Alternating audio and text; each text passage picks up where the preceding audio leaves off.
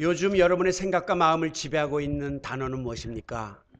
돈, 아니면 건강, 또 미래, 뭐 여러 가지가 있겠죠. 저는 은혜, 그리고 사랑, 그리고 감사, 이 세 가지의 덕목이 요새 제 마음을 온통 사로잡고 있습니다. 시간이 흐를수록 지나온 세월을 돌아보니 모든 것이 하나님의 은혜다 하는 생각이 더 마음속 깊이 사무치고요. 또 우리 드림의 교회 성도들을 만나서 이렇게 사랑 많이 받고 살았다 하는 사랑이라는 단어가 사무치고요.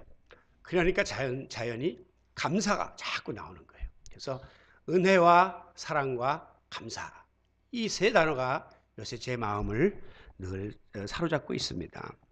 우리가 신앙생활하면서 가장 많이 사용하는 단어 중에 하나는 바로 은혜입니다. 은혜. 예배 목사님 설교 끝나면 은혜 많이 받았습니다. 그리고 또 은혜 받으시기 바랍니다. 이렇게 덕담들을 하잖아요.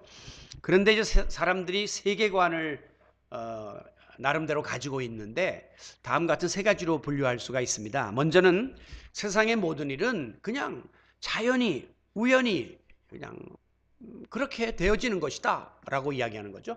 그러니까 자연적 현상이다. 모든 것은 다 자연적 현상이다. 그렇게 보는 사람들, 이 불신자들 대부분 이렇게 생각합니다. 그런데 이제 그 중에 조금 의식 있는 사람들은 뭐라고 하냐면 세상에서 일어나는 모든 일들은 그래도 그 속에 어떤 원리나 원칙이 있다. 그 속에 뭔가 법칙이 존재하기 때문이다. 그렇게 믿는 거예요. 그러니까 항상 봄, 여름, 가을, 겨울이 딱딱 오고 자연의 법칙도 있고 또 선은 항상 승리하고 악은 망하고 그 뭔가 원리가 있지 않냐. 그렇게 믿는 거예요.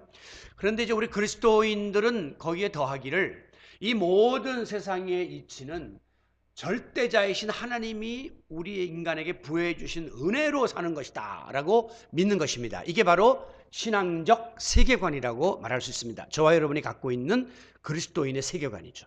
이거는 그냥 어쩌다가 우연히 일상적인 원칙에 의해서 진행되는 게 아니라 이 모든 것을 지으신 절대자가 이것을 지금 주장하고 계시다. 그분의 뜻 가운데 운행되고 있다. 이렇게 우리는 신앙적 세계관을 지녀야 할 줄로 믿습니다. 이와 같은 기독교 신앙의 중심에는 바로 나의 나된 것은 하나님의 은혜다. 은혜의 사상이 깔려 있는 것입니다.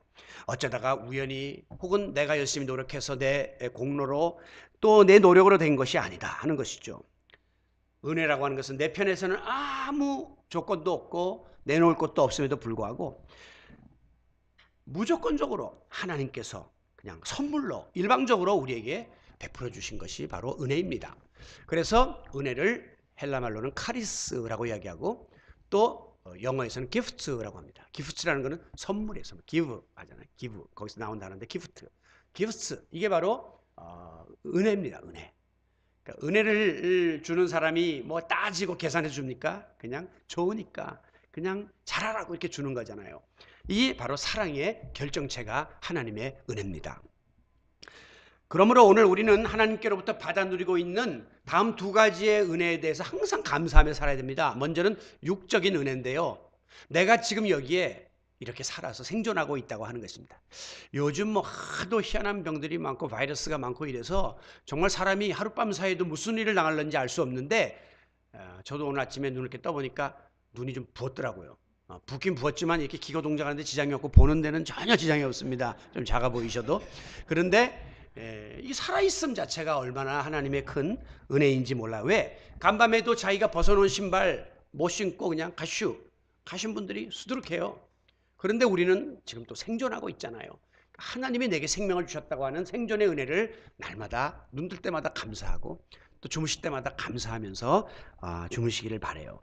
또 하나는 우리 그리스도인의 영적인 은혜가 있는데 그게 뭐냐면 나 같은 죄인을 하나님이 구속하여 주님의 자녀 삼아주시고 내가 무엇이 한데 하나님께서 나를 하나님 나라의 백성으로 천국 백성으로 살게 하셨는가. 이게 너무나 감사한 거죠. 그래서 우리 그리스도인은 이 구속의 은혜, 이 영적인 은혜를 날마다 힘입고 살기 때문에 때로는 육적으로 좀 힘들어도 그걸 이길 수 있는 힘이 우리에게 주어지게 되는 것입니다. 오늘 본문에 보면 하나님께서 베풀어 주신 은혜가 얼마나 크고 놀라운지를 깨닫게 된 다윗이 너무나도 감사해가지고 이 은혜를 도대체 내가 어떻게 갚아야 할까라고 고민하는 그런 내용이 기록되어 있습니다. 12절 내게 주신 모든 은혜를 내가 여호와께 무엇으로 보답할까?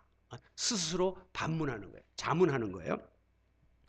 다윗은 여러분이 아시는 것처럼 원래 들판에서 양을 치던 그런 신분이었습니다. 그런데 그가 하나님의 은혜로 이스라엘의 왕의 자리에까지 오르게 되었죠. 그러나 그는 이제 그 선왕인 사울 왕의 끊임없는 그 시기와 그를 죽이려고 하는 시도 속에 노출돼서 도망 다녔고, 나중에 왕이 된 다음에는 또 아들 압살롬이 또 반역을 일으켜갖고 아버지의 왕위를 찬탈하려고 해가지고 광야에서 참 고통스러운 시간들을 많이 보냈습니다. 그리고는 마침내 하나님께서 다윗의 왕위를 회복시켜 주심으로 다윗이 이제 통치하는 그 기간 동안에 이스라엘은 태평성대를 누리게 되고, 다윗은 성군이라고 이렇게 칭송을 받는 자리까지 나가게 된 거예요. 그러니까 다윗이 가만히 어느 날 생각해 보니까 이 은혜가 너무나 감사한 거예요. 내가 들판에서 목동이나 노릇이나 하고 양이나 치던 이런 사람을 하나님이 이스라엘의 왕으로 삼아주시고, 또 내가 다스리는 동안에 이렇게 나라가 화평하고 태평성대를 누리니 이것이 내가 잘난 것이 아니라 하나님의 은혜가 아니고 무엇인가. 그런데 내가 하나님께 이걸 어떻게 갚겠나, 이렇게 고민을 하게 된 것이죠. 여러분, 오늘 본문에 보면 다윗은 이스라엘 백성이 누리게 된 이 축복이 왕인 자기의 능력, 자기가 잘나서 된 것이 아니라는 사실을 알고 있었습니다. 이것은 전적으로 하나님이 베풀어 주신 은혜 덕분이라고 고백하는 겁니다. 12절, 내게 주신 은혜를, 여기서 주목해야 될 것은 주신이에요. 주신. 주었다는 것은 하나님이 내게 베풀었다는 거죠. 나는 그냥 받은 거예요. 그냥 넘어가 버렸네. 예, 은혜를 입어버린 거예요. 그러니까 이 다윗은 이 모든 것은 하나님이 은혜로 내게 주셨고 나는 그냥 받아 누리는 것뿐이다, 그런 생각을 항상 가지고 있었던 것이죠.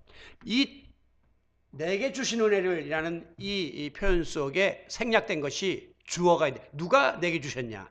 여호와께서, 여기 비어있는 여호와께서 내게 주신 은혜, 이렇게 그는 인정하고 고백하고 감사했습니다. 여러분, 세상에는 은혜를 잊고 살면서도 그게 은혜인 줄 모르고 그냥 저절로 되고 당연히 되는 줄로 알고 살아가는 사람들이 많습니다. 여러분이 만약에 누구인가로부터 어떤 형태로든지 은혜를 입었다면 항상 내가 은혜를 받았다는 사실을 인정해야 됩니다. 그리고 그것을 깨달아야 돼요.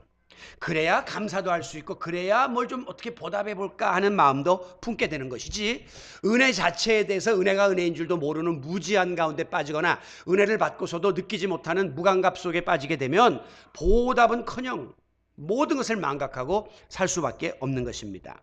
돌이켜보면 우리 드림의 교회가 지난 세월 동안 이렇게 든든히 세워질 수 있었던 것도 하나님의 은혜입니다. 저는 많은 교회와 요즘 목사님들을 대하는데 우리만큼 이렇게 평안하고 좋은 장로님, 권사님, 안수집사님들, 성도들 모여서 정말 행복하게 신앙생활하는 교회도 흔치를 않습니다. 제가 장담컨대 대한민국의 10% 안에 드는 교회 여러분이 지금 신앙생활하고 있는 거예요. 저도 그렇게 믿고 있고요. 그러니까 감사하죠. 뭐 크냐 작냐, 건물이 있냐 없냐 이런 게 중요한 게 아니라 어떤 신앙생활을 그 속에서 하고 있느냐가 중요한데, 정말 참 좋은 교회에서 우리가 신앙생활하고 있다는 것은 전적인 하나님의 은혜지 그 어떤 사람 한두 사람의 노력이 아니라는 것입니다. 여러분, 가족도 마찬가지예요. 뭐 크게 부하지 않아도 이만큼 식구들끼리 서로 위하면서 사랑하면서 믿음 안에 살고 있는 것 자체가 하나님의 놀라운 은혜가 아니고 무엇이겠습니까? 요즘에 보면 콩가루 재벌 집안들도 많이 나오잖아요. 그냥 감정 조절이 안 되고 그래가지고 자녀들은 그냥 불을 대물림해 갖고 함부로 이렇게 막 사회 물이 일으키는 거, 그거 뭐 이렇게 부럽습니까? 좀 없어도 화목하고 서로 위하고 격려하는 그런 아름다운 가정, 이거 다 하나님의 은혜다, 이렇게 깨닫고 하나님이 주셨기 때문에 우리는 누리는 것이다 라고 하는 사실을 잊지 마시기 바랍니다.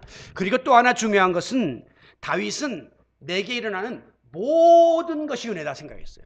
하나님이 은혜를 주셔서 누리지만 모든 것이 은혜다, 그렇게 고백을 하고 있습니다. 12절, 내게 주신 모든 은혜를, 그렇게 말씀하죠. 다시 말해서 이 은혜 중심의 삶을 사는 그리스도인들은 그냥 모든 게 다 은혜일 뿐이에요. 은혜밖에 없어요. 우리는 보통 일이 잘 되고 형통하면 은혜고, 잘못되고 막히면 은혜를 못 받았다, 이렇게 생각하는데 천만의 말씀이에요. 그게 꼭 나한테 좋은 일이어서만 은혜가 아니라 좋지 않아도 은혜다, 모든 일이 은혜다, 이렇게 생각을 해야 돼요.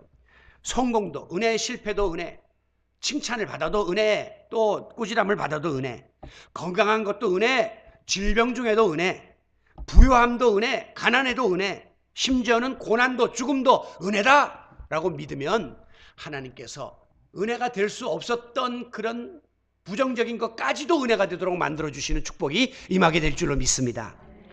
여러분, 이와 같이 모든 것이 하나님께서 내게 주신 은혜다라고 생각하면 어떤 반응이 일어납니까? 범사에 감사합니다. 범사에. 지난주일도 배웠죠? 범사. 모든 일 가운데서 감사를 하게 돼요.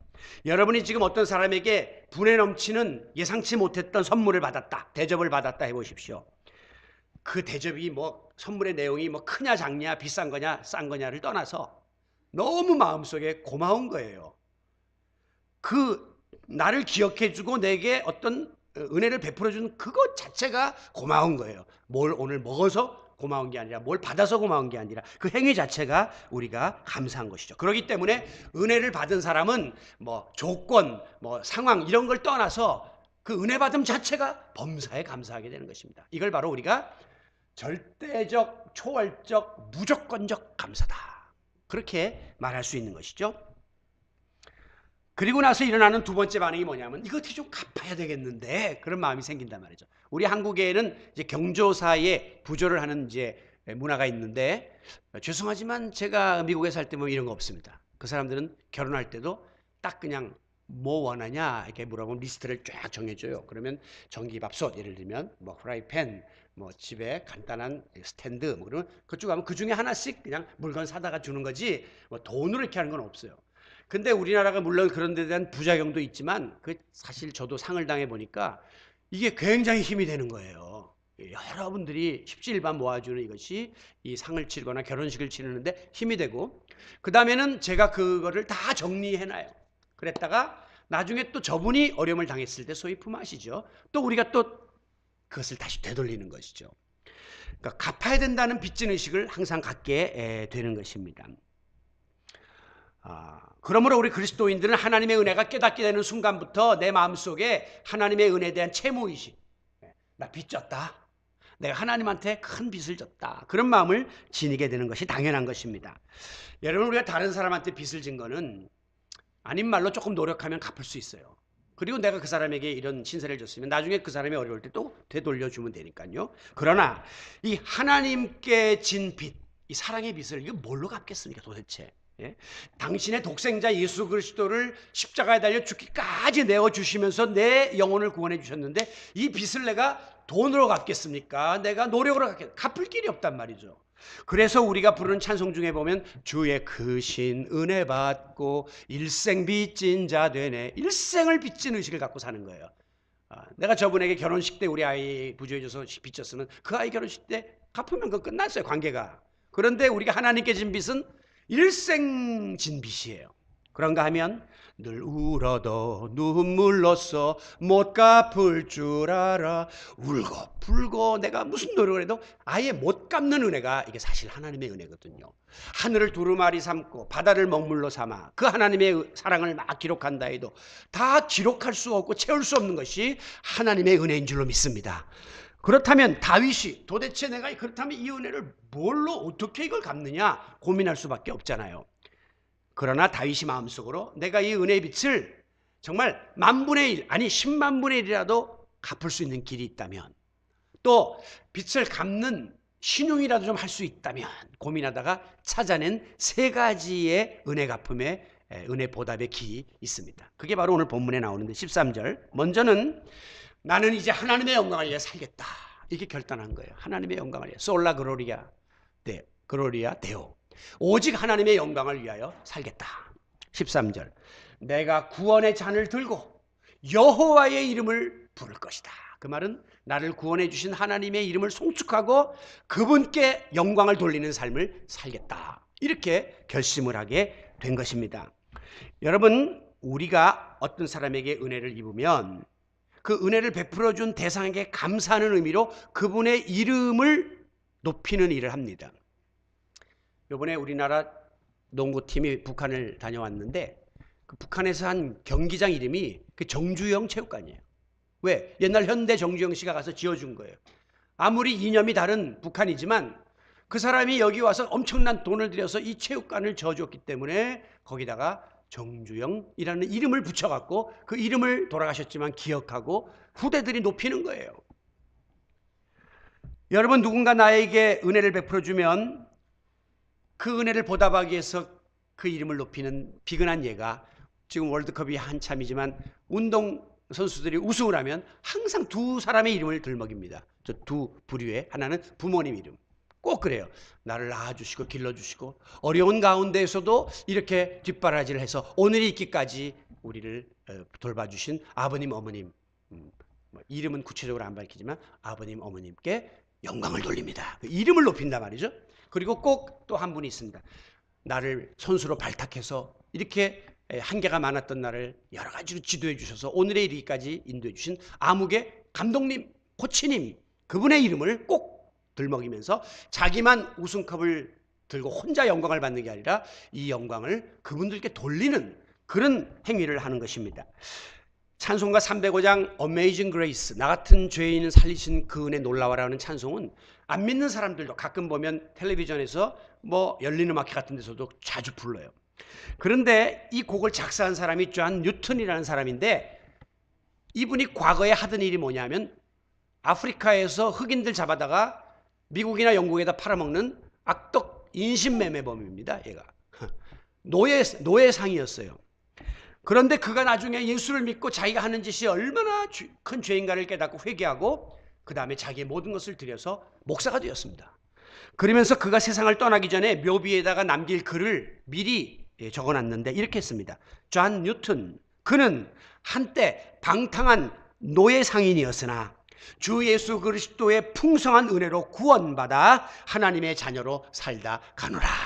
하마터면 잔인한 노예상으로 살 뻔했던 그가 하나님의 은혜를 입어서 내가 변화받고 하나님의 자녀로 살고 죄종으로 살다가 간다. 이렇게 그 은혜를 하나님께 영광을 돌리는 묘비로 남겨놓고 갔다는 것이죠.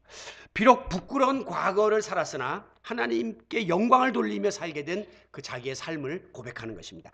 사도 바울이 예수 믿는 사람들 잡아 죽이는데 앞장섰던 사람이잖아요. 그런데 예수님 만나고 구원받고 회심한 다음에 그는 이방인 선교의 도구로 크게 쓰임받습니다. 그리고 위대한 사도로 자리매김을 하게 됩니다. 사도 바울은 예수님을 만난 이후로 하나님께 큰 구원의 은혜를 받은 다음부터 복음을 전하는 일에는 장소를 가리지 않았고 시간을 가리지 않았고 목숨을 아끼지 않았습니다. 왜? 그 은혜를 갚는 일은 내가 이 하나님께 영광 돌리는 복음 전도의 삶을 사는 것이라고 생각했기 때문이에요. 여러분, 오늘 우리가 하나님께 영광을 돌리는 이 일을 위해서 무엇을 할 수 있을까요? 곰곰이 여러분의 삶 속에 한번 적용을 해보시기 바랍니다. 여러분이 다 목사가 돼서? 아니요. 내가 뭐 완전히 교회 일에 빠져서? 그거 아니에요. 여러분의 삶의 현장 속에서 내가 오직 하나님의 영광을 위하여 산다고 하는 목표를 정하는 겁니다. 살든지 죽든지 먹든지 마시든지 나는 하나님의 영광을 위하여 산다라고 하는 분명한 선언을 하는 거죠. 왜? 은혜 받은 자이기 때문에 그분의 이름을 드높이며 산다. 그렇게 생각하면 주부들이 설령 집에서 가사일을 돌본다 할지라도 내가 이 가사일을 잘 돌봐서 우리 집안을 화평하게 하고 아이들 양육 잘하면 앞으로 그들을 통해서 하나님이 기뻐하시고 하나님의 영광을 받으신다. 이렇게 믿는 거죠.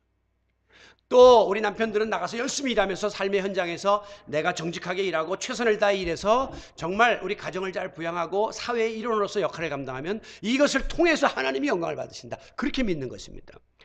근래에는 이 연예인들이나 이런 사람들이 그 무슨 대상 같은 거 받을 때 보면 뭐 대놓고 하나님께 영광을 돌립니다. 이렇게 말하는 사람들 많잖아요. 저는 그거 볼 때마다 저렇게 말하면 이제 좀 이따 네티즌들이 막 안티들이 달라붙어 갖고 예수쟁이라고 공격할 텐데 좋아요. 내 인기 떨어져도 좋아요. 하나님이 내게 재능을 주셨고 이것으로 내가 오늘 대상을 받았는데 하나님께 영광 돌린 일이 뭐가 잘못입니까? 그 사람들은 그런 생각을 가지고 자기의 그 직업으로 최선을 다해서 뛰는 거예요. 아무쪼록 하나님께 받은 은혜를 무엇으로 보답할까? 여러분에게 반문하면서 내가 앞으로 남은 생에 하나님께 영광을 돌리는 그의 이름을 드높이는 일을 하겠다라고 생각하시고 여러분의 삶 속에 이 말씀을 적용하시는 성도 여러분들이 되시기를 바랍니다. 두 번째로 우리가 하나님께 이 사랑의 빚을 갚으려면 좀 구체적으로 다른 사람에게 사랑을 베풀겠다라고 결심을 해야 됩니다. 14절 다윗은 나의 서원을 모든 백성 앞에서 여호와께 갚을 것이다 라고 14절에서 고백하고 있습니다. 왕이잖아요. 왕으로서 내가 하나님 앞에 영광 돌리는 삶을 사는데 무엇을 통해서? 모든 백성 앞에서, 이 말은 백성들과의 관계성 속에서 나의 통치 행위 속에서 내가 하나님께 약속한 모든 것들을 갚겠다. 그렇게 구체화시키고 있는 것입니다. 여러분, 대부분 은혜를 베푸는 입장에 있는 사람들이 은혜를 베풀 때 뭘 기대하고 베푸는 것은 정상이 아닙니다. 그렇게 베푸는 사람 없어요. 특히 우리 부모들이 자식을 양육할 때, 이제 내가 어제도 우리 효승이 돌잔치 갔다 왔는데, 이제 효승이를 내가 잘 키워가지고 얘한테 엄청 이제 투자를 할 거니까 앞으로 얘가 잘 돼갖고 나한테 다시 다 돌려보내갖고 내가 돌잔치 했던 것부터 시작해서 공부시킨 거 다 뽑아내야지. 그렇게 생각하면서 자식 돌잔치하고 공부시키는 사람은 없어요. 그냥 내가 부모로서 사랑의 마음으로 그냥 무조건 투자하는 겁니다. 마찬가지로 내가 받은 은혜를 하나님이 우리한테 내가 너한테 이렇게 베풀었으니까 빨리 보답해 이렇게 말씀하겠습니까? 하나님 우리한테 청구서 절대 안 내밉니다. 그러나 하나님이 원하시는 마음은 있어요. 그건 뭘까요? 네가 받은 은혜를 어렵고 힘들고 고통받고 이 은혜를 맛보지 못한 사람에게 좀 나눠주면서 살면 좋겠다. 그렇게 생각합니다. 우리가 자식들에게 뭘 받기를 원치는 않지만 너 앞으로 잘 돼서 사회에서 영향력 끼치는 사람이 되고 나라 민족을 위해서 큰 일을 하면 좋겠다. 그런 소원은 갖잖아요. 마찬가지입니다. 여러분, 하나님께서는 오늘 우리가 받은 은혜를 무엇으로 보답할까? 하나님께 영광 돌리겠습니다. 그래 놓고 구체적인 실천은 이 백성들에게 왕은 하라 이거예요. 왕은. 오늘 목사는 성도들에게 하라는 거예요. 오늘 여러분은 여러분 이웃들에게, 가족들에게 이것을 베풀라고 그렇게 기대하고 계십니다.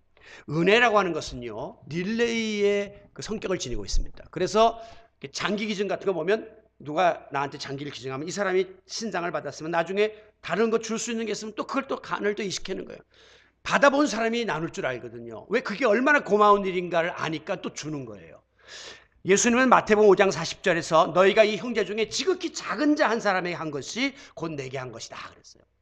우리의 사랑 나눔은 거창하고 큰 것이 아닙니다. 지극히 작은 것 하나예요. 이 지극히 작은 것의 기준은 뭐냐면 나보다 더 힘든 사람, 그 사람이 나의 사랑 나눔의 대상입니다. 나보다 어떤 면에서든지 간에 조금이라도 더 덜 가졌고 덜 배웠고 재능이 없거나 모든 면에서 고통을 받고 있으면 그 사람은 내가 나눠야 될 사랑의 대상이라고 믿으시기를 바랍니다.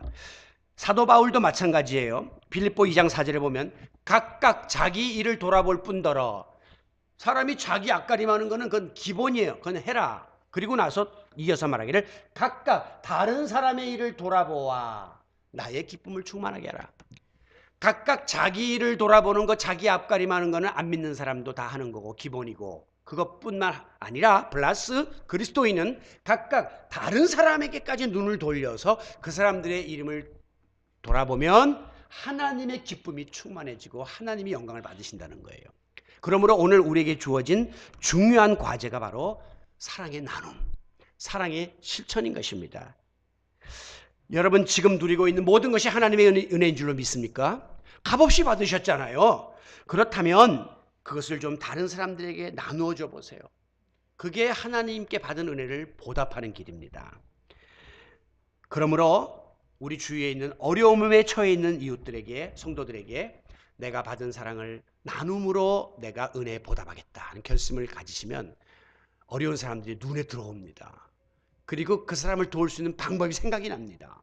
그리고 구체적으로 실천에 옮길 수가 있단 말이죠. 그런데 이 은혜를 모르거나 감사할 줄 모르거나 그냥 내가 받은 거를 그냥 끼고 그냥 살려고 하면 그 다음부터는 나누는 이 일에 대해서 인색하게 되고 방법도 생각나지를 않는 거예요. 저는 이제 목회자니까 교회에서 사례예배를 주십니다. 그러면 제일 먼저 11조를 떼고 그 다음에 제 나름대로 또 나가야 할 그런 나눔의 분량이 있습니다. 띄고 나면 금방 뭐 100만 원이 없어져 버려요. 그렇지만 지금까지 제가 살아온 모든 여정을 돌아보면 여전히 하나님은 나에게 축복을 주셨고 나누는 자의 입장에 있게 만들어 주셨어요. 분명히 산술적으로는 내가 우리 아이들을 저렇게 공부시켜서 대학원까지 공부시킬 수 있는 재력이 없는데 지금 걔들은 이미 졸업해 있어요. 하나님이 도와주시고 채워주십니다. 그리고 목사들을 만나든 다른 사람들을 만나든 항상 은혜를 갚겠다는 마음이 있기 때문에 베푸는 자리에 있고, 그것이 얼마나 큰 행복인 줄 아십니까? 매일 은혜 입는 것만 하지 않고 베풀 수 있다는 그런 특권을 누릴 수 있도록 하나님이 축복해 주심을 늘 감사하며 살고 있습니다. 마지막에 우리가 하나님께 받은 은혜를 보답하려면 좀 더 구체적으로 주님의 몸된 교회, 여기는 성전이라고 이야기하는데 성전을 섬길 것이다, 이렇게 결단을 해야 돼요. 다윗 보세요. 18절. 내가 하나님 앞에 서원한 모든 것을 백성들이 보는 앞에서 지킬 것인데, 특히 19절, 예루살렘아 너 한가운데에서, 이스라엘의 한 복판에는 예루살렘이 있고 예루살렘의 한가운데는 성전이 있습니다. 이 성전에서, 즉 여호와의 성전 뜰에서 지킬 것이다 그랬어요. 그러니까 자기가 백성들과 약속한, 하나님 앞에 약속한 모든 일들을 성전을 중심으로 해서 내가 지키겠다. 왕으로서 성전 중심의 신앙생활에 솔선수범을 할 것을 결심하고 있는 것입니다. 다윗은 성전을 사랑했던 사람이에요. 그의 성전 사랑의 마음을 잘 표현한 시가 바로 시편 84편인데 거기에 보면 10절에 주님의 궁정에서의 한날이, 주의 궁정이라는 것은 성전이에요. 그 다음 넘어가세요. 예. 거기에 보면 이 모든 다른 곳에서의 첫날보다도 낫다 그랬어요. 그러니까 다른 곳은 세상이죠. 오늘로 말하면 여러분이 지금 와서 하나님 앞에 예배드리는 이 한 시간이 세상에서 보냈던 그 수많은 일주일간의 시간보다 귀하고 즐겁고 행복하고 소중하다는 것이죠. 이 성전 중심의 신앙을 고백하고 있습니다. 특히 내가 악인의 장막에 사는 것보다, 다윗은 뭐 의리의리한 궁궐에 살았는데 그 안에서 일어나는 모든 행위들, 이런 거는 솔직히 말하면 악인들의 행위가 그 궁궐에서 정치판에서 일어나는데, 내가 거기에서 때로는 쿠데타가 일어날까 봐 겁나고 어떤 모사꾼이 와서 막 이야기하고 이런 거 내가 사는 것보다 하나님의 전 성전에 와서 문지기 노릇하는 게 난 낫다. 예? 이 거룩하고 순전한 마음으로 하나님 전에 와서 내가 문지기 노릇을 하는 게 차라리 왕좌에 앉아서 그 권모술수에 휘둘리는 것보다는 낫다, 그렇게 믿었던 거예요. 죄송하지만 여러분이 세상에 살면서 그냥 찌들려가지고 여러 유형의 사람들을 만나면서 괴로워하고 야합하고 때로는 비유 맞추고 살았던 그거보다 여기 순전한 마음 가진 사람들하고 모여서 내가 여기 와서 차라리 청소하고 차라리 여기서 예배위원으로 섬기는 이 시간이 나한테 더 귀하다. 그러니까 지금도 어떤 재벌 그런 그 총수에 해당되는 사람들이 이런 예배당에 와서 주차위원하는 사람들도 있습니다. 대학교 총장들, 장관급들이 헌금 봉헌하고 와서 청소하는 사람들이 부족히 있습니다. 제가 지난번에 옆에 있는 큰 교회 세미나를 갔는데 화장실을 가야 돼요. 남자든지 화장실에 서 있잖아요. 근데 뒤에 에이프런을 딱 두르고 머리가 희끗희끗한 그런 신사들이 이게 서 있어요. 그러다가 이제 화장실 이렇게 다 용변 가면 가서 닦고 또 막 뒤처리를 하고 막 향수 뿌리고 그래요. 나중에 알고 보니까 교회 장로님들이에요. 그 교회 장로님들이 다 사회에서는 다 CEO고 다 높은 자리에서 활동하는 분들인데 그 교회에서 그 화장실 청소의 그 본분을 감당하고 있는 걸 보면서 이게 세상에서 상상할 수 없는 성전에서 이루어질 수 있는 일이 아니고 무엇입니까? 왜? 내가 성전을 사랑하고 교회에서 행해지는 주의 일에 나를 드리겠다는 마음이 있기 때문이죠. 내가 큰 기업을 이룬 것이 하나님의 은혜인데 내가 뭘로 갚을까? 주님의 몸된 교회에서 내가 할 일을 찾아 나선 것이죠. 여러분, 사도 바울이 빌립보 1장 23절에 보면 자기는 항상 삶과 죽음 사이에 끼어 있었다 그랬어요. 왜? 이제 빌립보 감옥에서 잘못하면 사형 선고를 받을 직전이거든요. 그러면 바울이 뭘 원하느냐? 솔직히 나는 죽고 싶다 그랬어요. 바울이. 왜? 그러면 하나님 나라 가니까. 그러나 나는 살 것이다 그랬어요. 왜? 내가 해야 할 일이 있는데 그게 바로 성도들을 돌보고 성전에서 해야 할 일이 있기 때문에 내가 죽으면 나는 편하고 나는 끝나지만 교회를 섬기고 교회를 세우고 성도들을 양육하는 일 위해서 나는 살 것이다. 그렇게 고백하는 내용이 나오고 있습니다. 여러분, 다윗은 오늘 본문 17절에 보면 내가 주께 감사의 제사를 드리고 여호와의 이름을 부를 것이다 그래서 성전에서 하나님께 영광을 돌리는데 감사의 제사를 통해서 하나님을 섬기겠다 그랬거든요. 당시의 감사제에는 필히 희생의 제물이 따라야 했습니다. 그러므로 감사의 제물은 이코르, 제사는 이코르 희생을 의미하는 거예요. 하나님의 교회에서 희생 없이는 주의를 못합니다. 헌신 없이는 섬길 수가 없음을 보여주고 있는데, 다윗은 내가 왕이지만 나는 성전에서 희생의 제사를 드리며 나 자신을 희생해서라도 나는 하나님의 전을 섬기겠다, 그렇게 공포하고 있는 것입니다. 여러분, 요즘에 교회 생활들이 좀 힘이 없습니다. 그 이유가 뭔가 가만히 추적해 보면 주를 위해서 희생하려고 하는 분들이 교회 안에 적어요. 그리고 주님의 일에 헌신하려는 자들이 점점 줄어들고 있습니다. 그 대신에 자기의 것을 챙기고 내가 무엇인가를 얻으려고 하는 마음들이 더 많다는 거죠. 그러니까 사회적인 추세예요. 여러분, 교회에 희생하려는 사람이 없으면 교회는 결국 메말라지고 그리고 마지막에 무너지게 됩니다. 교회 안에 그 어느 파트에서든지 간에 작은 희생을 하려고 하는 분들이 교회 안에 많아져야 그 교회가 힘을 얻고 뻗어나가게 되는 것이죠. 여러분, 오늘 여러분이 하나님의 전에서 작은 일에서부터라도 내가 맡겨진 일에 충성하고자 다짐해야 될 이유는 하나님께로부터 받은 은혜가 크기 때문이요. 그것을 갚을 수 있는 것은 하나님이 피로 값주고 세우신 성전에서, 교회에서 여러분이 해야 될 일들을 잘 감당해야 하기 때문입니다. 그리고 또 하나는 여러분의 인생의 시간들이 아직 많이 남아있지 않기 때문이에요. 이제는 언젠가 인생의 밤이 오고 또 인생의 겨울이 오게 되어 있습니다. 우리가 부른 찬송 중에 보면 일할 수 없는 밤이 속히 오리다 그랬죠.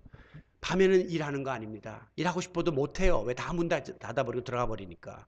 마찬가지로 우리의 이 건강이나 여건이 항상 이렇게 좋은 것 아니에요. 지금 벌써 평균 연령이 우리 교회도 점점 고령화되어 가고 있고요. 고령화되다 보니까 아프다는 분 참 많고요. 또 여기저기 쑤시고 많은 그 한계가 느껴지지 않습니까? 힘이 있을 때 일해야 된다는 거예요. 경제력도 마찬가지입니다. 언제까지 항상 여러분에게 경제력이 붙어 있는 게 아니라 이 인생의 겨울, 찬 바람이 부는 날이 오거든요. 그러니까 있을 때 더 열심히 주의 일을 해야 된다고 하는 것입니다. 여러분, 하나님 앞에 섰을 때 우리는 하나님께서 너 세상에서 뭐 하다 왔냐? 세상적인 건 하나도 하나님의 그 장부에 남아있지 않답니다. 제가 세상에서 뭐 회사를 크게 했고 뭐 높은 자리에 있고 정치를 했고 그런 건 하나님하고는 아무 상관이 없다는 거죠. 주의 전을 위해서 성전을 섬기면서 뭘 했는가 하는 여러분의 희생, 헌신, 그리고 봉사, 이런 거리들만 하나님 앞에 흔적으로 남는다고 합디다. 여러분, 말씀을 마무리합니다.